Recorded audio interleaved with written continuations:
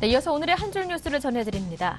매지로 파이낸셜 수석 경제분석가 다이앤 스워크는 이번 발표된 부진한 고용지표는 FRB가 행동에 나설 수 있기에 충분한 조건이며 12일 FOMC 3차 양적 완화 가능성이 높아졌다고 말했습니다.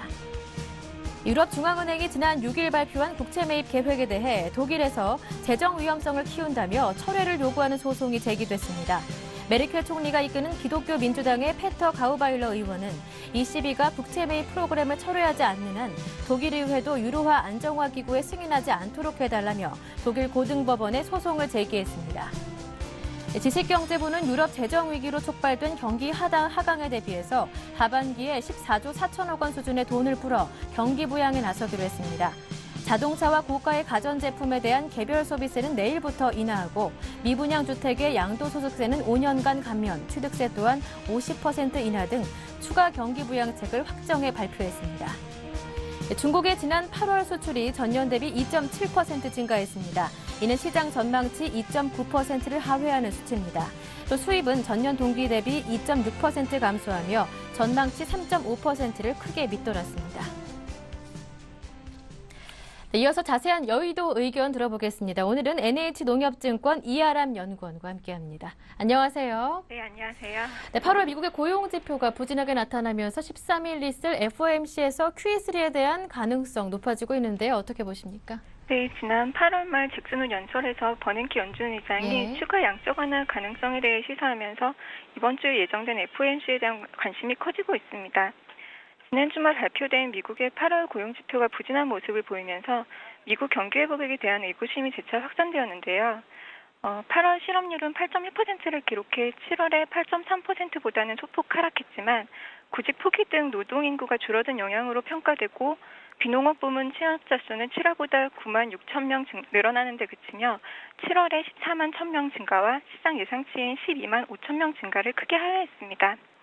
제조업과 주택지표와 함께 미국 경기 상황을 판단하는 주요 지표 중 하나인 고용지표가 부진한 모습을 나타내면서 12일과 13일 양일에 걸쳐 진행되는 FOMC 회의에 대한 기대감이 보다 커지고 있습니다.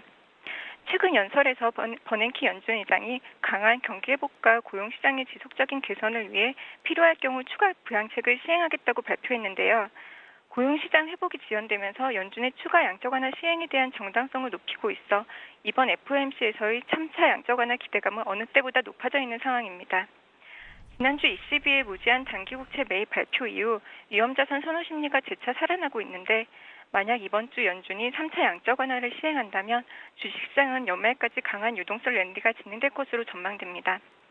3차 양적 완화 가능성을 높게 보지만 만약 그렇지 않더라도 투자금리 유지를 기존 2014년에서 2015년 이후로 연장할 가능성이 높고 올해 말까지 예정된 오퍼레이션 트위스트의 기간을 연장하는 방안도 제시될 수 있는 등 주식시장에 긍정적인 영향을 미칠 수 있는 정책 제시가 기대되고 있습니다.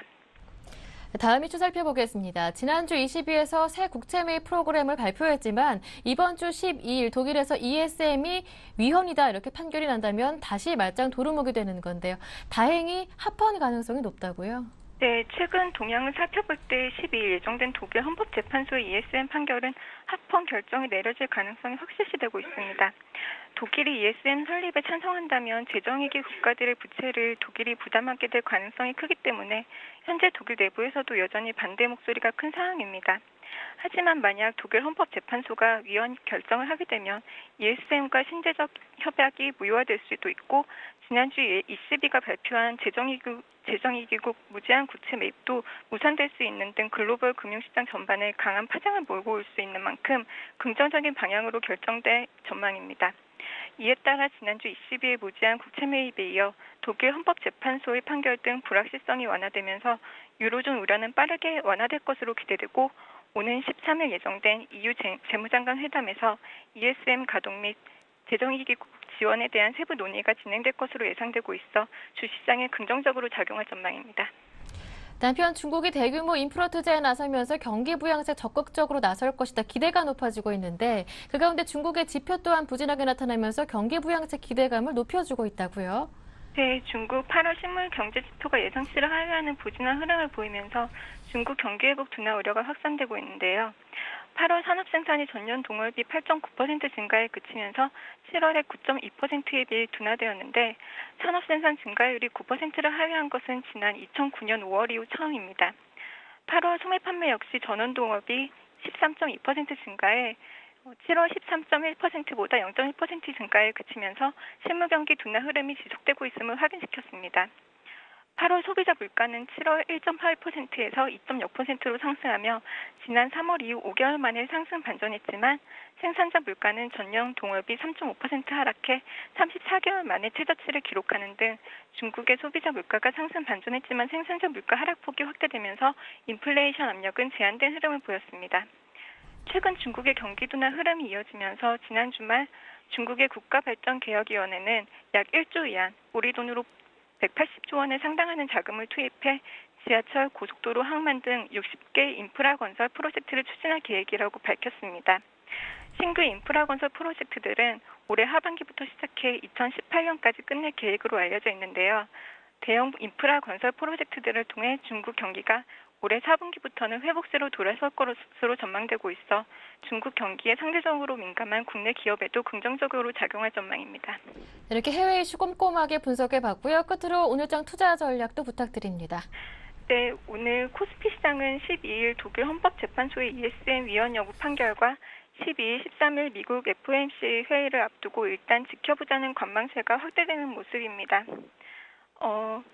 오늘 정부의 경기부양책 발표가 내수 경기 전반에는 긍정적인 영향을 미칠 수 있지만 단기적으로는 업종별로 선별적으로 접근하는 게 바람직할 것으로 전망되는데요. 일단 긍정적인 점은 최근 글로벌 경기 부양으로 늘어난 유동성이 선진국 대비 양호한 펀더멘탈을 보유하고 있는 국내 주식시장으로 유입될 가능성이 높은데 특히 오늘 정부의 경기 부양책 발표로 내수 경기 활성화가 기대되는 만큼 이에 대한 관련 업종으로 외국인 자금 유입이 집중될 것으로 보입니다. 먼저 오늘 건설업종의 강세가 두드러지고 있는데요.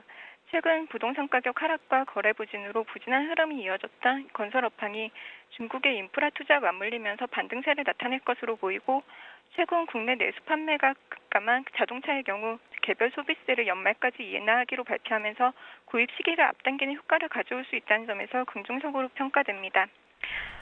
향후 주식시장이 대세 상승으로 이어질 수 있을지를 결정짓는 주요 이벤트가 상존하는 만큼 경계 심리가 팽배해지고 있는데요. 하지만 중국의 추가 경기 부양책 기대감이 보다 커지고 있고 미국도 어떤 식으로든 양적 완화 정책 시행이 불가피한 만큼 주식시장 조정이 진행된다면 저가 매수로 대응하는 것이 바람직할 전망입니다. 위험자산 투자 심리가 안정되면서 외국인과 기관의 매수세가 유입될 것으로 전망되는 만큼 대형주 중심의 접근이 바람직할 것으로 판단됩니다. 네, 말씀 잘 들었습니다. 고맙습니다. 감사합니다.